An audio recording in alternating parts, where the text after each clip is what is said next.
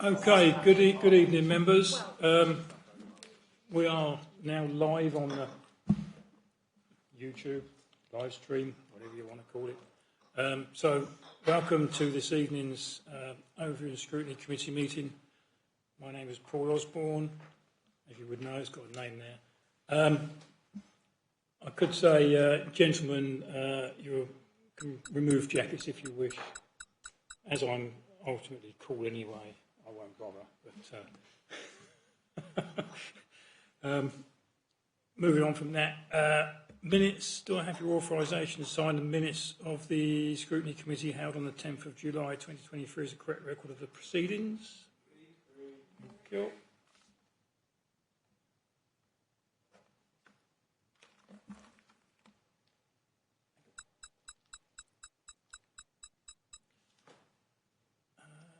Apologies and substitutes. We have an apology this evening, don't we? Apologies received from Councillor Legg. Okay, and there's no substitute. And I understand Councillor Killeen is joining us remotely. Yes. Additional agenda items, there are none. Disclosure of interest, I wouldn't think there probably would be, to be honest. But if anything crops up that you feel you need to make a disclosure, then Councillor Byrne. I need to declare a personal interest for item 6. My son holds a licence agreement with Rother District Council to provide temporary accommodation at a premises. Okay. Item 5, Revenue Budget Capital Programme Monitoring as at Q1. This went through scrutiny this time last week. Cabinet. Not scrutiny, cabinet. Yeah, it's not sort of totally new to some of us. Duncan's here somewhere, I assume. To note the estimated financial outcome of 2023-24 based on expenditure and income for the end of Q1, 30th of June 2023, resolved that the report be noted. Any points anyone wish to make, or Duncan, or are you going to report? Is Duncan here? I think Duncan's on screen. He's on screen. Yep. There he is. Hi, Duncan. Evening, Chair. Evening, members. Would you like me to give you a quick rundown of the report, Chair? Is that helpful? Yes, please. Okay, so as you've already outlined, this is the Q1 report for the 23-24 financial year. One thing just to note, you have had a report to you recently for the previous financial year for 2022-23, which talked about us drawing down £1.7 million less from reserves that we originally forecast. This next report is now for a different budget year, so for 23-24. So I didn't want to get those two reports confused because we are now projecting a slightly higher drawdown this year from reserves of around 0.6 million. And the main reasons behind that I'll come on to.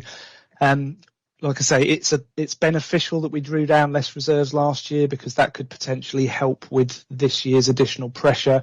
But like we've talked about in committee, a lot of times using reserves to balance your budget isn't a sustainable position, so that's not something we want to look at for the medium term. So just in terms of where we'll be with the reserves, if we were to draw down 2.8 this year, taking account of things like the grants reserve, the net position for the reserves is around 6.3 million. So that would leave us about 1.3 million above our recommended £5 million balance. But there are lots of things we can do between now and the year end to help minimise any potential additional drawdown. So the main, or one of the main pressures continues to be temporary accommodation. So we are forecasting around 0.4, 0.5 million pounds additional pressure this year. So it's a demand-led budget. We're seeing increasing costs across the country, but particularly in the southeast. And you'll be aware that the council's got various initiatives in place to actually try and manage that pressure, including our own temporary accommodation stock.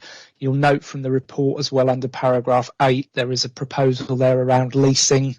And in a full year, that's looking to save around £170,000. So there are lots of things we're looking to do, and the most successful councils manage this pressure by looking at a package of measures. So it's not just one size fits all. It's looking at lots of different interventions to help manage the pressure. And part of that is around buying our own stock. We bought another unit today, so from memory that gives us around 33 units, give or take now.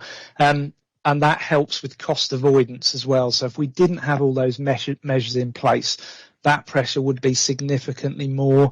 And just to give you an idea of the scale of that, in 2021, the net budget for temporary accommodation was 0.6 million. And we're estimating the outturn for this year at 1.9 million. So it's gone up 1.3 million in the space of 4 years. It now represents 11% of our net revenue budget.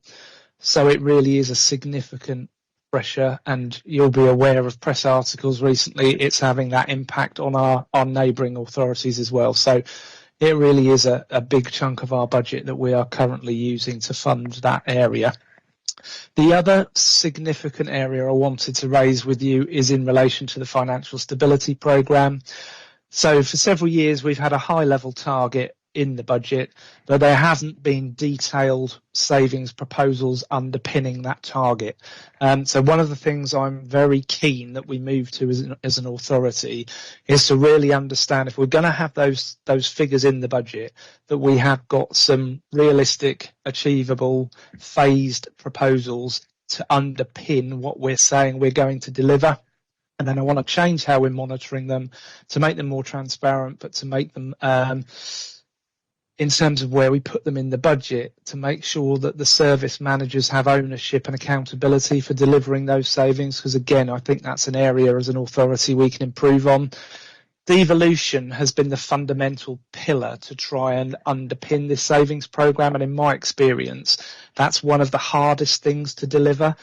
I would reverse that. I would have devolution as a nice to have. If you can achieve any of those savings through devolution, then that's great. But that shouldn't be the main basis of the savings programme. So although we've included £1.1 million in the budget for this current year, you'll see from the forecast we're only saying we're going to deliver 0.2 million. So there's a £0.9 million gap there.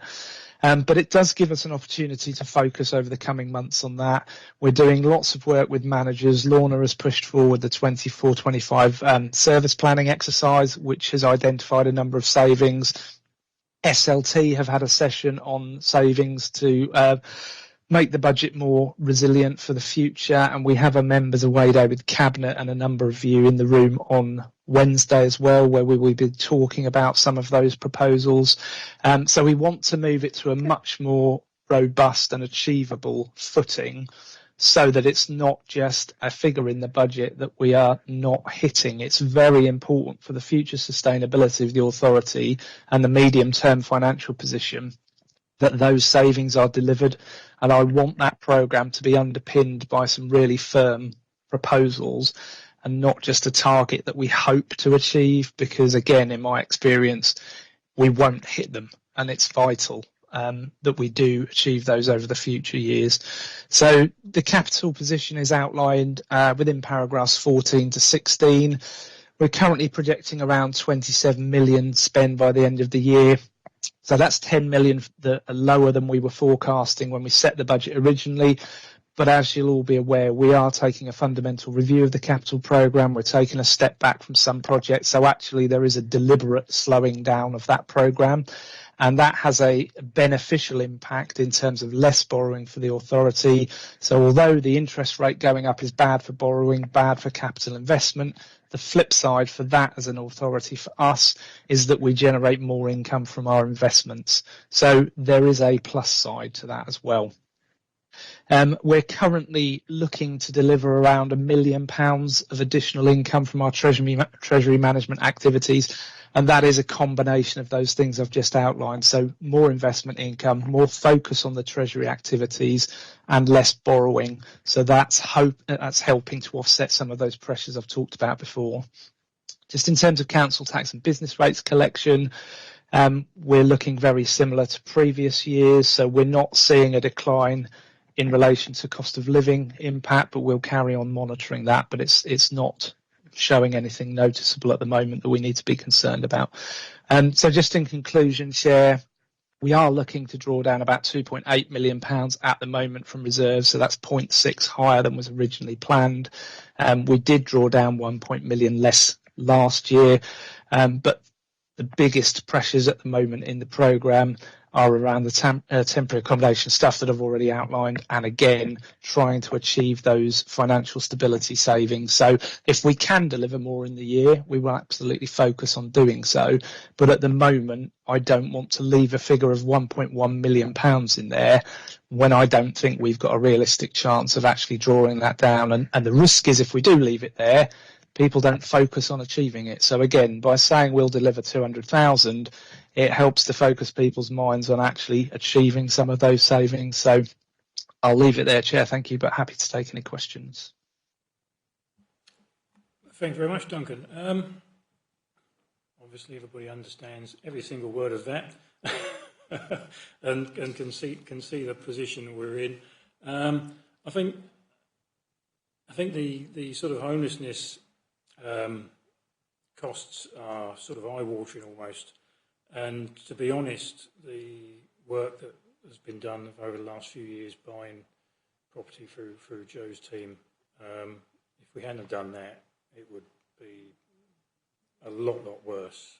We would be in a serious sticky puddle, I think, wouldn't we? So we're on the right track one way, but there must be an underlying problem somewhere nationally that, that these homelessness costs are just skyrocketing.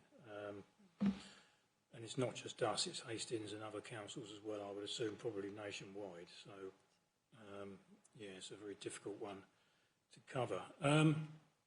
One thing that sort of it annoyed me, was the sort of the supposed overspend on district elections. I think, to be honest, it just reads bad. It reads like we didn't expect to be district elections after 4 years, so we had to find £250,000 to pay for it. Obviously, we know there's district elections every 4 years, and I would have, maybe we can sort of word it differently that, it doesn't read as a surprise, if you know what I mean. Most of the parishes I deal with put a couple of grand or a few £100 aside every year, just in case of a parish election. And you think, well, maybe we should sort of have that in a budget, if you know what I mean, so many thousands a year, 50 grand a year or something, that builds up into an earmarked reserve rather than it reading as a deficit. But that's just my thoughts on it. John, you indicated. Yes, on the homelessness one, I'm trying to remember at the moment whether the Cabinet took the decision which is requested in this paper. I assume they did, and therefore that will alter the figures because we will make that saving, which is welcome news. So that is beginning to tackle the homeless problem. I don't think it's going to go away for some time. And hopefully it may stabilise, but it's going to stabilise quite a high level. What the Housing Task Force did, which Joe has implemented magnificently over the last 4 years, is to say we should acquire some stock of our own. We're now at the end of that programme, and I think while I think the initiative in the paper is a good one, I just wonder whether we shouldn't actually put a little more capital in to acquiring a little more stock of our own. For the benefit of members who are not familiar with this, that creates a virtuous circle because it allows us, the subsidies that we're going to pay to the homeless, then go back into our own pockets by way of rent for the properties we own. Whereas the other circle is vicious. The money goes out and it's going into the landlord's pocket, or in many cases, it used to be the hotelier's pocket. And of course, that has its own drawbacks in a tourist area. So I think having stock of our own has proved highly beneficial. And I think the Cabinet should look at the possibility of putting a bit more capital aside for that, because I think it would, again, be a good insurance policy against the future. I suppose the two most worrying things, one I won't labour because Duncan has already labelled it, is the fact that we are at the end of the second quarter pretty well, fortnight off, and the financial stability programme isn't delivering. And that means you need actually to achieve that figure, you need to achieve 1.8 million roughly, so you're not going to do it. What we do need is some solidly based initiatives under it, and I think that's what we need to ask the Chief Executive. The other one, which is interesting, because it's one of these marvellous push-me-pull-you things. The high interest rates at the moment are producing additional income, but we also are taking benefit from the fact that we're not delivering the capital programme as planned.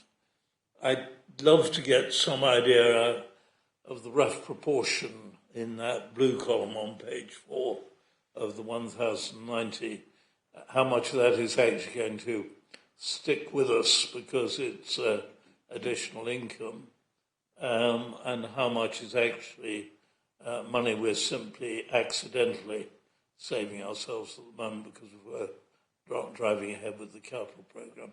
Of course, we may save that if we decide to outsource some of our capital projects. So I think the capital review is another essential part of what's going on. I think Duncan said to Cabinet that you were going to come back in a series of reports rather than one big one, which seems to be quite sensible.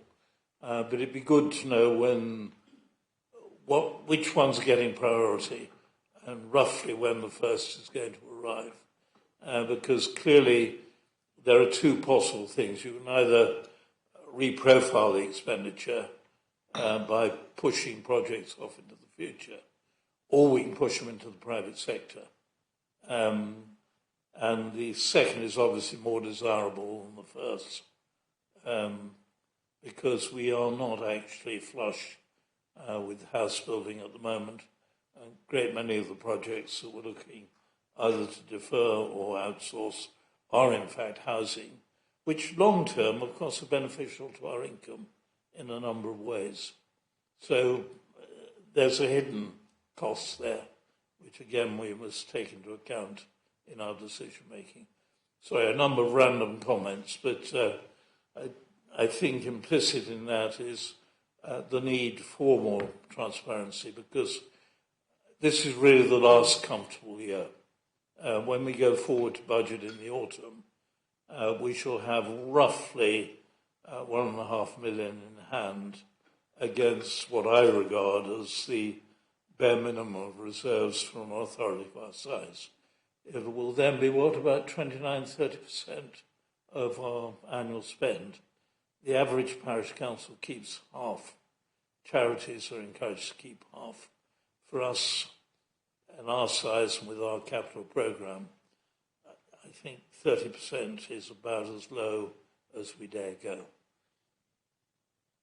Thank you, Chairman. Yeah. Thank you, Chair. There was a lot in that, and I might leave the interest rate issue to Duncan. I did want to just pick up on our strategy around financial stability now, and you're absolutely right, we need a different approach. I think we absolutely tried our hardest to get devolution over the line, but to have it as the mainstay of your financial stability plan it isn't the right way forward. We need to kind of see it as a windfall when it happens, when we do devolve things, when we do work with a community group or a parish council or the town council. When that happens, that's great news and it all helps. But actually, we need now to deliver the second part of our protecting discretionary services strategy, which was about actually reducing the level of service that we're providing around some of these services, whether that's public conveniences, grounds maintenance. Those are the kinds of discussions that we now need to be having and understanding what's acceptable politically. And then I think this time we've got a very different budget consultation process to go into.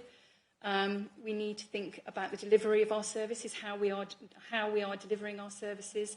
We need to think about more shared services.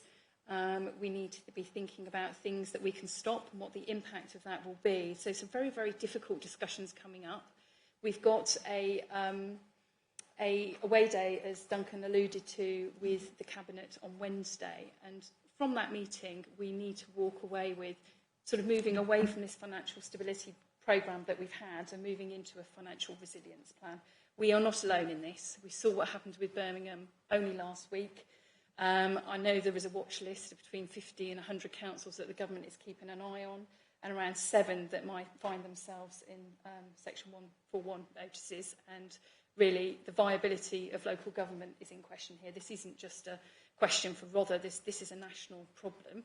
And we need to be thinking about our resilience. So really, the survival of local government is really what we're talking about here. I know that sounds really dramatic, but we need to start thinking in those terms.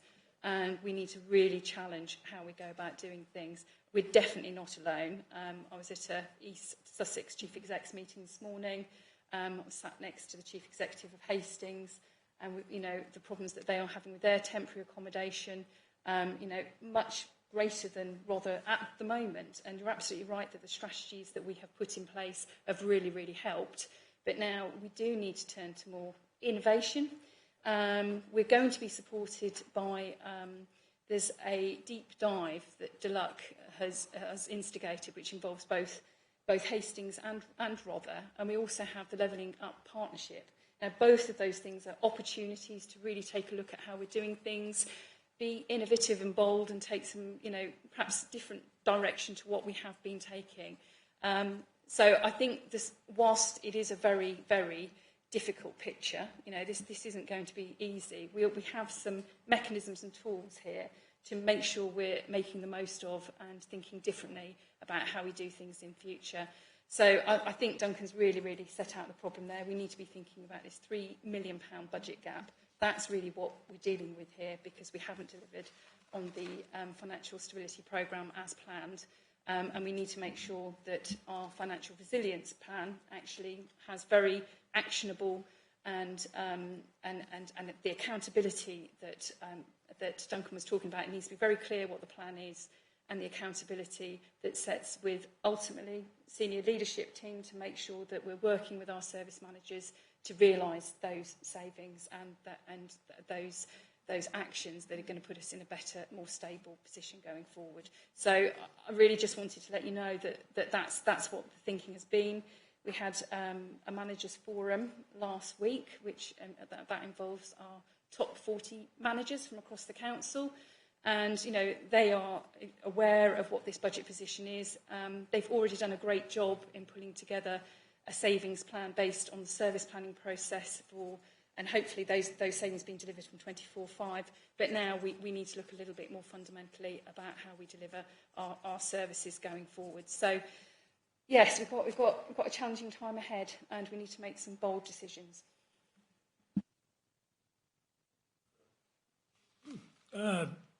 Councillor Clark. Yeah, thank you, Chairman. I want to make some very quick points. I was quite surprised when I looked at the elections costs. I wonder if we did factor in the fact that a lot of the polling stations are community centres and places like that who've been hammered by increased costs because of fuel increased prices, and they've obviously added some of that over to us for hiring the halls for 15 hours on election day. So even if it was only £50 or £60 per polling station, it's several £1,000s, which should have been factored in. So that's something we need to perhaps look at in the future if fuel costs don't stabilise or reduce. The second thing is there's a limit to how much we can squeeze staff costs and savings. I mean, staff are our greatest asset, and apart from the fact we don't want to lose any of them, there is a limit how far you can push with that. John, Councillor Barnes and myself are very passionate about temporary accommodation. We have got offers on 9 properties in Bexhill ongoing at the moment, I understand, so hopefully they will come to fruition, which would be a great help. And thinking outside the box, I know it's been done before, but if we're looking for savings or things like that, do we need to have another audit on asset release to see if there's anything we've got that we really don't need and we can sell or we move along? We have done this in the past. We have little parcels of land and bits like that. Even if we was to raise £100,000 on something, it would be massive. Support us in what we're trying to achieve. But I'm sure you're looking at that sort of thing. Thank you. We're only really talking about the financial resilience bit at the moment, but we need to think more broadly about what we're calling our Fit for the Future programme, and what also is included in that is thinking about how we use our assets. Joe can probably give more information on this, but we're thinking about our asset strategy going forward, commissioning a piece of work to really understand. You're absolutely right that is part of the solution, to make sure we're sweating the assets we've got. This is probably the wrong time to be selling lots of the family silver, but to understand what we've got and have a strategy going forward is really, really vital, and it's all part of the picture. There are other aspects to that Fit for the Future programme. Part of it is about making sure that we're investing in staff.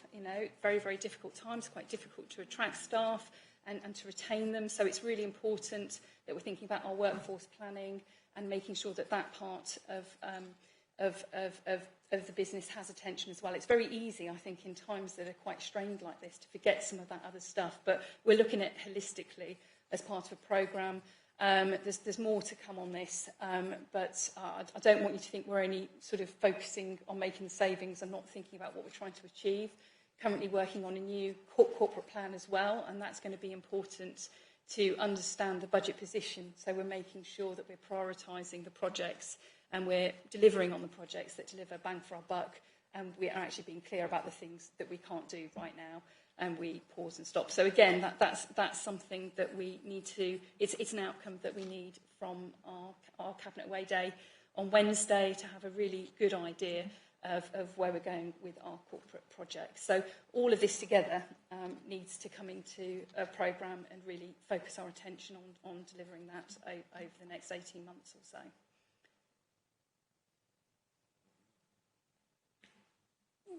Councillor Creaser.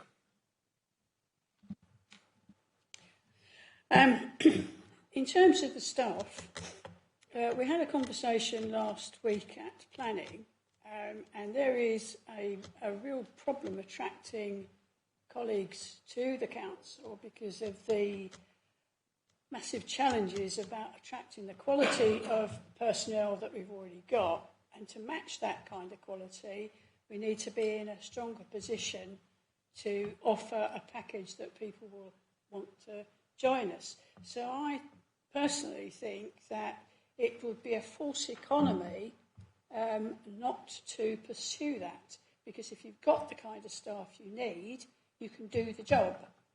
If you've got happy staff that are reasonably well paid and they're not worrying about the food bank and that, then they're going to do their job. So I know it's a tightrope, I know it's very tricky, but as everybody said, our staff, our personnel are our greatest asset. So we need to bear that in mind and not cut our noses off or their salaries to spite our face. And I think that's really, really important. Thank you. Councillor Barnes, you say? Yes, without disagreeing with Councillor Creaser, there are some other ways in which we could actually help our staff. If we really invest in more up-to-date technology and planning, I think that would ease the job of the staff we already have in significant ways. I think that really would be a genuine investor save and would do a great deal to help morale in the planning department. Right. Anybody else? Councillor Creasy, you want to come back? Yes, if I may. We were both at that meeting last week, and the technology was discussed in the same conversation. So if we can get, but it doesn't pay people's bills.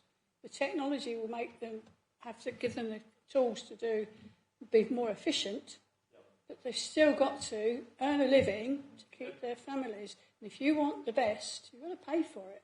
You know, it's not like going to the sort of the pound shop and expecting, I don't know, designer stuff. And if we have that pound shop attitude, that's the kind of staff that we're going to be attracting, and they're not the ones we need. So I think we need to be real careful and not to undermine the people that are already here. That's really, really important. Yes, quite right. Better technology will make a better thing, but it don't pay the bills. Thank you. I would assume that would be picked up by HR. We're probably slightly getting off the topic of this report, but just to say that Fit for the Future covers digital, our HR and our people strategy, our financial resilience plan, our assets and how we take those forward. And that's really what I'm saying. We can't just look at one aspect of this problem. We need to look at how we're going to move forward. And you're absolutely right, our staff are our greatest asset. Totally agree with that, and it's make sure that we're investing in them and we've got the right people in the right roles and we're focused on the right things. So that's probably a member briefing that's coming in the autumn. So I'm going to stop talking about Fit for the Future and things and let you get back to this report. Councillor Mrs Barnes, did I see you indicate? Yes, thank you. Just a small point, and that is we're familiar with sharing services. We've done, a number of our departments are already sharing. But it would be difficult, wouldn't it, if we do too much more, and I presume this is what we're talking about, sharing services with other authorities, to keep our minds set on the target that you're hoping to achieve, because when you're actually bringing in people from other authorities, you've got to be careful how you run it all. I'm just a bit concerned that we might just let the whole thing run away a bit. But it would be interesting as time goes on, and obviously you're still at the beginning of the thinking about this, but how you're going to achieve that. Possibly getting a bit off the budget capital programme monitoring, but there is. Councillor Mrs Cook. Thank you. Yes, I'm going to bring us right back now. I too was very, very concerned about this deficit for the district elections. I did write to Duncan, and he gave me a very good explanation that we did actually receive a grant, a new burdens grant, towards some of the elections because, of course, we provided all the staff at the polling stations with iPads. Just a very quick question. Did we keep them all, or is that a loss? I just asked because I had a colleague who was at Wealdon, and she used to supply all the brownie and the guide units after each election with pens, pencils, scissors and rulers because they were all just discarded after the elections. I'm just a bit concerned that, what has happened to all those iPads. And the other thing I was also very concerned about, I understand that there was a considerable amount of money spent on training because it was really quite a different election system this time round. So although, yes, I absolutely agree with Councillor Osborne, I too was rather horrified that why would we got such a huge deficit when, as you quite rightly said, we knew it was coming and we should have had an EMR. But I just wondered if we could just have a look to see, if there was any wastage. Thank you. Well, I think the grant, there was a grant of 32,000, something like that, which was for this new sort of ID photo thing, training and promotion and letting people know. I think that's what covered it off there. Anything else you want to say, Laura? Yes, the iPads we didn't own. We kind of borrowed those from the supplier of our IT system. So they all came in, they all went off again. That's my understanding. When we next have an election, that's be what will happen. But I'm pretty sure that Duncan agrees with this principle setting aside a fund for the election on every year, so it builds up to a nice little pot, and we're not in this position again. So, yeah, I think that point has been noted. Just come back, another very quick question. Do we pay? So I understand that next year it's going to be what's it going to be? The police and crime commissioners. Is that another, calling on our finances? Do we have to pay to staff that? I believe we get a grant to cover that. Right. Is that it? Any more? No? Are you happy to note the report with the points raised? Someone want to move that? Councillor Cook moved, seconded by Councillor Clark. All those in favour? That's carried. Thank you very much. Item 6, District Council owned and leased accommodation. Let's find the page. Page 15. Purpose of the report: propose the implementation of the Robert District Council owned leased accommodation policies. Councillor Redeclare my personal interest. Burton redeclaring her personal interest. Thank you. Joe, yours. Thank you, Chair. Good evening, everybody. As the report highlights, there are a number of policy changes required under the, as a result, really, of the new legislation that has come in, the Social Housing Regulation Act 2023.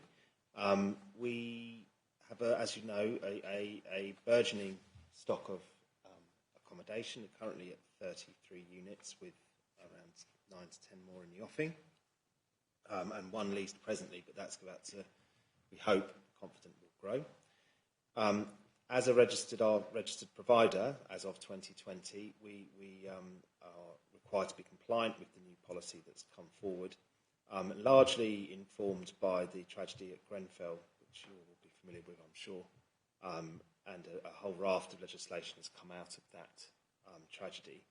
And we are well placed, and we have a dedicated person, with an experienced housing manager in place, who was recruited in large part because of her experience, and that person is Catherine Harlow, and who's wholly responsible for the report before you, and has worked very hard and diligently to make sure that this council is and remains compliant with required legislation. Much of this activity we're already doing, to be honest, so it's really just a question of formalising current practice. Further policy will be coming forward towards the end of this financial year, so March, which comes in probably sooner than that. It will come to you, but it comes into place in April next financial year. So do look out for that.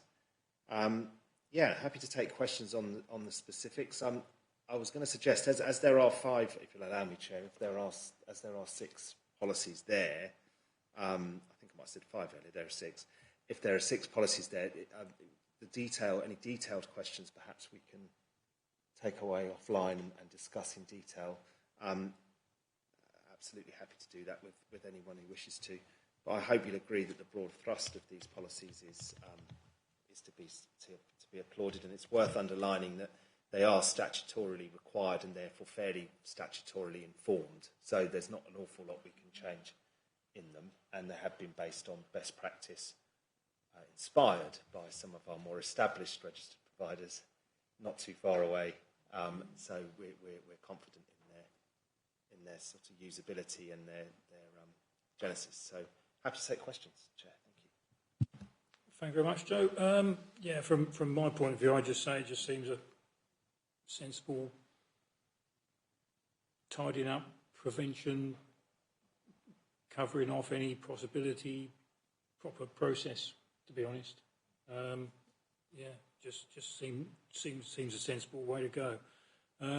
Councillor McCourt, your housing, any comments from you on this one? I'd just like to echo, thank you, Chair, I'd just like to echo what Joe says. These are part of complying with proper and robust governance as regard to social housing.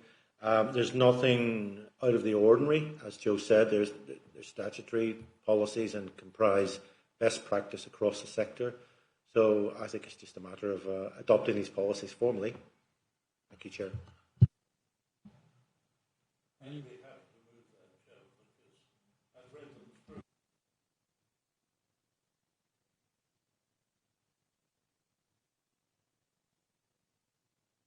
Want to revisit them in a year's time, or 2 years' time. But at the moment, they seem to be, the sooner we get them in place, the better.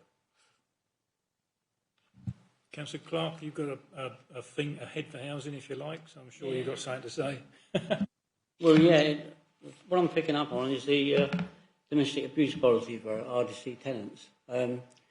In recent years, I've dealt with a couple of harrowing cases in my own ward, but a lot of that is, in that situation, the person who's been abused, we work pretty closely with East Sussex Police because they have got specialist teams for that, so I imagine that's what we do. But I've never seen a measuring stick of the size of the problem in Rother, like actual figures of how many cases a year we've actually had reported to us and we've addressed and looked at, you know, so you can see whether it's better or getting worse, or and so I've never seen a measuring stick for that. But yeah, mostly it's we're very good at this authority of going into the homes and trying to sort the problem out before it gets out of hand. But it's usually the specialist police team that do deal with it. But I don't really see any note I mentioned that. It's an area I'm very interested in. I would assume you're broadly in agreement with the idea then. That's right. Good. Well, did you move, Councillor? You moved. Seconder. Councillor Cook. Thank you. All those in favour? That's carried. Thank you very much. Thank you very much, Joe. Excellent work. Moving on quite a bit. Agenda item 7. Housing Development Strategy Task and Finish Group to recommend a new Housing Development Strategy Task and Finish Group be formed to inform the shape and direction of the Council's Housing Development Strategy and Action Plan. So I have a list of members who have expressed an interest, and thank you for your replies. So first out of the dock, within about 3 seconds, I think it was Councillor Winter, who replied very quickly, expressing an interest on that. Then I've got Councillor Groner, Councillor Theresa Killeen, Councillor John Barnes, Councillor Tony Biggs, Councillor Creaser, and I've got a question mark by Councillor Richard Thomas because he's the chairman of the housing company, which sort of might be a bit awkward for him. I wasn't sure on that one. But I've got the 6 anyway. So Councillor Maynard.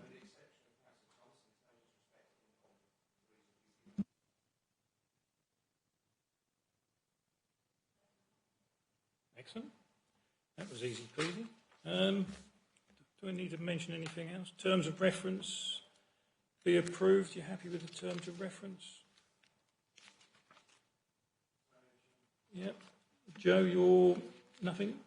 Oh, Councillor Barnes. I think probably it would be quite a good thing to let the task force look at the terms of reference. It wasn't so much that I disagreed, but I think somewhere we need to, the overwhelming thing is we need to find a way of meeting some of the housing needs in this district. It's there in A, but I'd like it to be a little more positive. But probably best left to the task force to review those terms.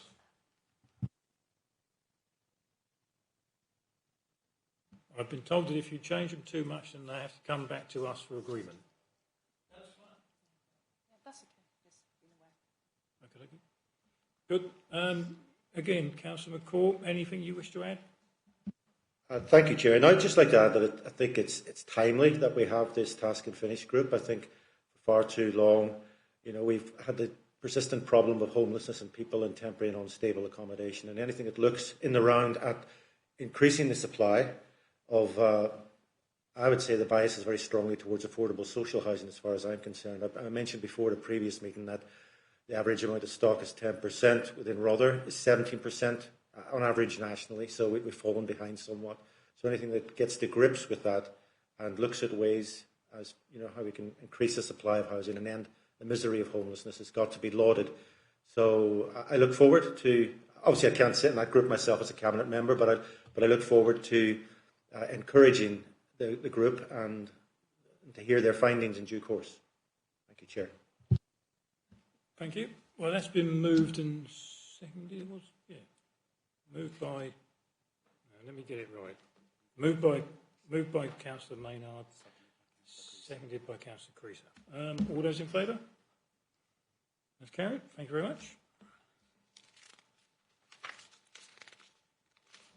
Agenda item 7. Rail Ticket Office Consultation Report of the Chief Executive to update members on the proposed changes to ticket office services at train stations within the Rother District. Chief Executive. Thank you, Chair. I'm cringing because Councillor Cook did point out to me that it should be railway stations, not train stations, and she's quite correct, and I apologise for that. So this report updates members on the proposed changes, which have been controversial, I think it's fair to say.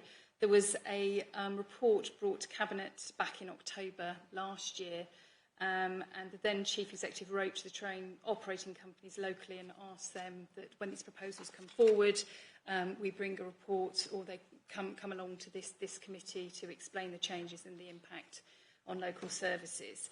But just to give you a bit of background, the rail operators have been seeking views. There's been a consultation that's started in the summer, and that impacted on Southern Rail for Rother. That consultation kicked off on the 5th of July. First, it gave a very, very tight deadline of only 21 days to respond. We did actually respond during that time frame, only for the consultation period to be extended. So it was a little bit rushed. And we did engage with BRAG, which is the Bexhill Rail Action Group, and our Equality and Diversity Steering Group. But I think for the next stages of South Eastern consultation, which we're expecting in the autumn time, it would be great to be able to open up more of a dialogue with members and other groups to get the feedback. So we did respond to that consultation. The main concerns, I'm sure we've heard from other groups as well as the Council. But the main concerns have been around the impact on the changes on disabled customers and those that are digitally excluded. The ticket offices obviously help travellers get the best price for their journey, and with complex charging structures and fares, there's a lot of concern that added value will be lost. And of course, the rail operators are doing this to try and modernise the services. And by changing the, I was going to say manning, that's the personnel in the ticket offices onto the concourses and changing the way that support is offered. But there have been, as I say, a number of concerns about this approach. Another issue that came out in the discussions that we had was about what would actually happen to the ticket offices at some of these stations. Would they be repurposed, and would there be engagement with local communities about their use? So that was all fed back to Southern Rail. As I say, we're expecting the second part of South Eastern's consultation. The first part dealt with the metropolitan areas, and we've been told that in the autumn there will be a consultation on more local services. So we have asked the Managing Director of South Eastern to put a representative forward to come and speak to this committee, and if the timescales don't work for that, we have asked that we have a member briefing session, and that might actually be a better way to deal with it, I think, if that's acceptable to this committee. So really just a report to note, and yes, we'll keep you posted on the changes and the proposals coming forward. Thank you. Yeah, I think this is one of well, there are probably a number of better ideas that come out of Westminster, and this is possibly one of them. I think from my point of view, and Councillor Creaser and Councillor McKirk as well, in Rye, I don't know about the other two councillors, but I very rarely come this way. So I'm going to go up to London. I'm going to Ashford and get on a speedy train. But you need the ticket office to send you the right train, because you can go if you rock up and last time I went, I got the train out of Rye. I think it was 10 to 9, and the chap said, "Don't get on the first one when you get to Ashford, because it's going to cost you 85 quid, because it gets in 2 minutes before 10. But if you get the next one, which comes 10 minutes later, and he gets in at 5 minutes past 10, it's only 42 quid or something." So, but I'm pretty sure a machine wouldn't tell you that. So there it is. And the sun shines on the machine in Ryan. You can't see the plastic thing anyway. So no. So I'd rather take advice from someone and actually have someone to buy me a ticket off. But that's just me. Maybe I'm getting too old.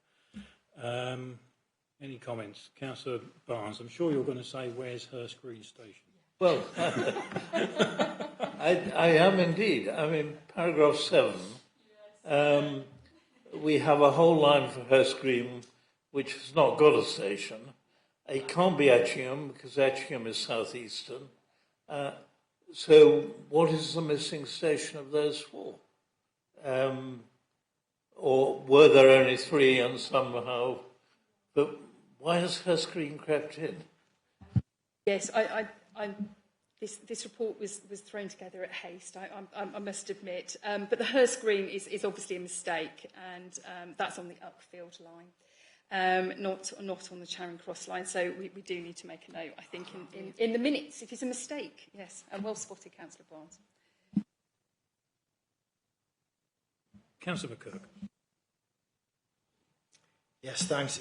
Yeah, agree. It's trying to pick up your train tickets when you're looking at your reference on the phone and the sun shining on the ticket machine in Rye. It isn't helpful.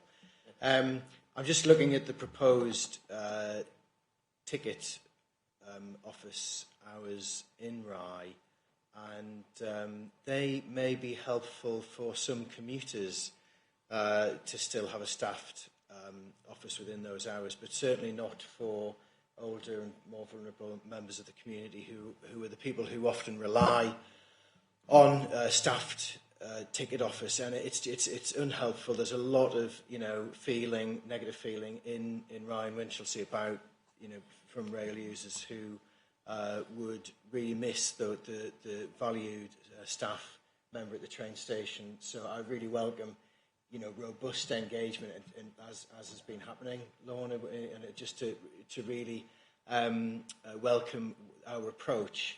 But I would really support, having a meeting with the sorry, what was his position again? What was their position? We've put a request in. I think it's the managing director, but we want to speak to a representative from South Eastern for the next stage, and clearly the first stages were far more rushed than we would have liked, and hopefully we'll have an opportunity with the South Eastern services to have a better discussion. I think it's fair to say that this has come out quite quickly, and it's quite complicated, this consultation for the consultee to engage in. It was actually quite a difficult thing to follow. So I do think it's important you have that local discussion, and members are more involved in the next stages. I agree. Thank you. Yeah, and there's been a number of campaigns. I know there's been campaigns in Bexhill. We've had online polls and campaigns in Rye as well locally. So just to acknowledge the strong local feeling and really the desire to represent that in as robust a manner as possible. So that's great. Thank you. Councillor Mrs. Cook. Thank you. I feel so strongly about this. It really, really angers me. I spoke to our lovely gentleman, Jamie, who mans the ticket office at Battle Station, and he gave me a list of 50 things that he does for the public, for the railway trains, for the service, that cannot be done on a machine. I came through Gatwick Airport today at about 11 o'clock. The queue for people using the ticket machines was horrendous. They had more people on the ticket machines explaining to people how to use them than if they'd staffed the ticket office. And it really makes me cross. I recently took a group of girl guides, and these are girls aged 11 to 15, on a fact-finding journey from Watlington Village to Robertsbridge. And we looked at getting a bus, and we found we could stop the bus. So we all caught the bus, and they all thought that was really nice. And then we all caught the train back because there wasn't a late bus. So we caught the train back. And the girls talked about they felt safe on the bus because it was staffed. There was somebody that if they had a problem, they could go to. At the railway station at Robertsbridge, there was nobody. So if they'd been on their own, who could they have gone to say, my mobile phone's run out of charge, I need to phone my mum, how can I get hold of them? You know, and I think if we're going to want to encourage all our young people to use public transport, and in fact, not just our young people, ourselves as well. I mean, to close the ticket assistance at 1,300 at Rye, when there will be so many people coming to visit, all those young people that we know travel by train from school at 1,600 in the evening, you know, who's going to control them? Who's going to answer their questions? Who's going to look out for them? I think, you know, we need to protect all the vulnerable residents we've got. And again, going back to Battle, and I know the same is at Crowhurst, and there's another station further up the line as well. Whilst there is no accessibility from the down platform, the one that comes from London, there is no way for people to get across to the ticket entrance, because we still have a lovely old bridge, which is brilliant. No accessibility there. We need to have the staff in the ticket offices because they come out and help. So, rant over.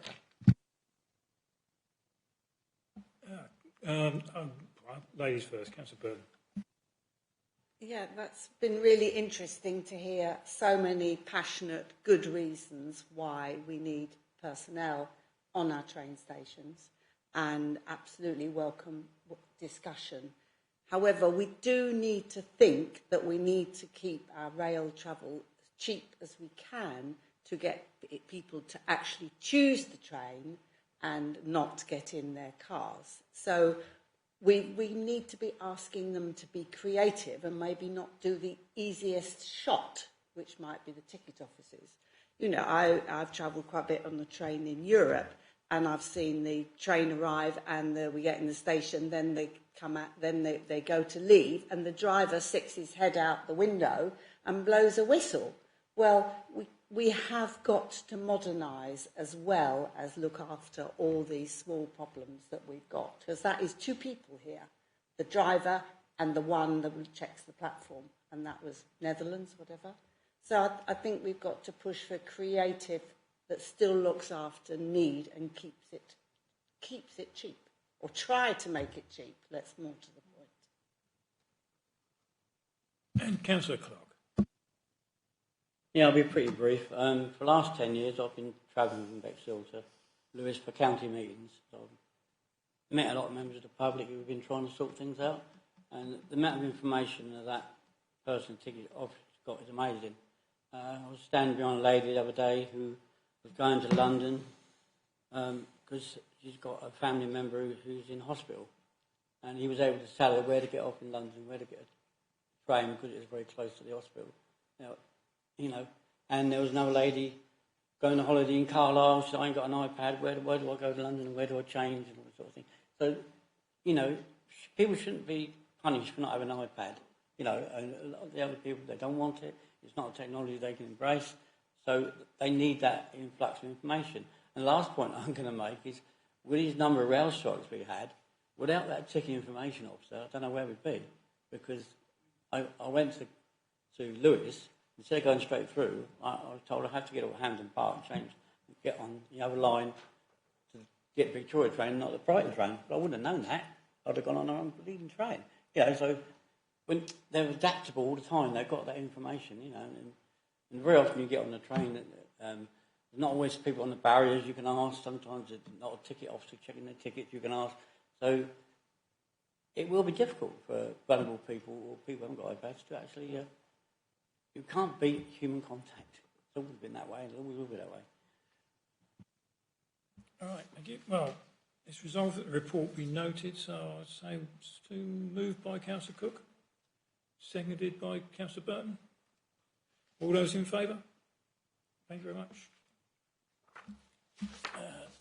Last one, agenda item 9, work programme. You'll see the top one is now gone. So what do we got coming up? Digital and customer stress, services strategy, discharge of homeless duty onto suitable private sector policy, allocations policy, council tax reduction scheme. Bits and pieces there, items for consideration. Any thoughts? Happy with it as it is? I'll assume you're happy as it is. Yep, Councillor McCall. Just a comment on the agenda for the 18th of March, the Crime and Disorder Committee to receive a report from the Community Safety Partnership. I wonder, picking up on what Councillor Clark was referring to earlier on about rates of domestic abuse locally, I wonder if included in that could be a reference to, for instance, something like rates of referral to MARAC, and particularly ones that referenced that were in relation to our housing stock, or if without breaking confidentiality, this kind of thing. If we could have maybe include something around how effective our policies are being, or a view about if the ombudsman's policies are being effective and helping us to get ahead of domestic abuse and deal with it more effectively with the local partners. Something along those lines. Sorry, not particularly articulately expressed, but just to help us to look at performance in relation to domestic abuse and housing. Does that make sense, Joe?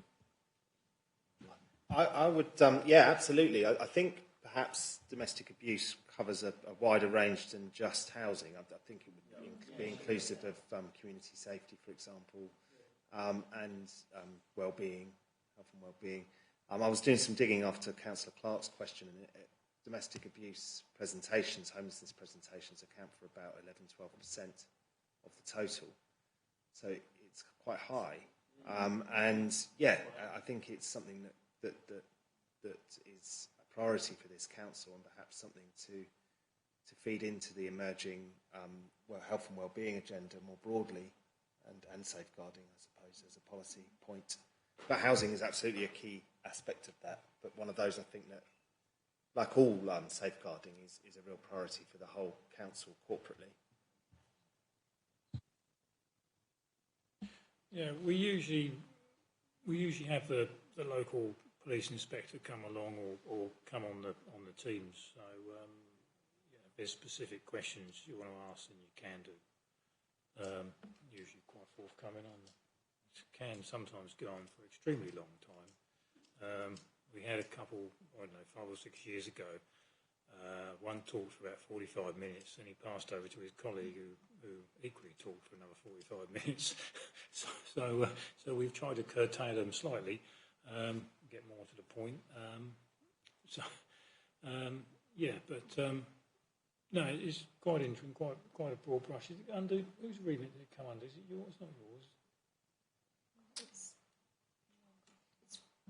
It comes under Richard Parker Harding, and it's Carol Studley that usually puts that report together, so we can ask her what can be done in relation to, I'm sure domestic abuse is part of the reporting. It's just how we break that down. I think perhaps we can add some more information to the report. We'll have to go back and have a conversation with her about that. Am I right, Councillor Drayson is chairman of the... Yes, yeah, that's right. Councillor Barnes? Yes, it'd be useful, I think, if Carol, in her report to us, actually drew our attention to some of the papers that go to because they will be available on the internet, and some of them make very interesting reading. We will have our own priorities in Rother, and they're the ones we really need to concentrate, I think, on. But I'm sure domestic abuse is pretty high in the reports they get. I mean, another one which always interests me was the successful discharge of prisoners into the community, because a lot of our problems are with reoffending of people who simply have not found their way back into the community properly. Okay, right. I assume everybody's happy with the rest of it. So if that's the case, I'll draw the meeting to a close at 19:35. So, one back going. Thank you for your attention.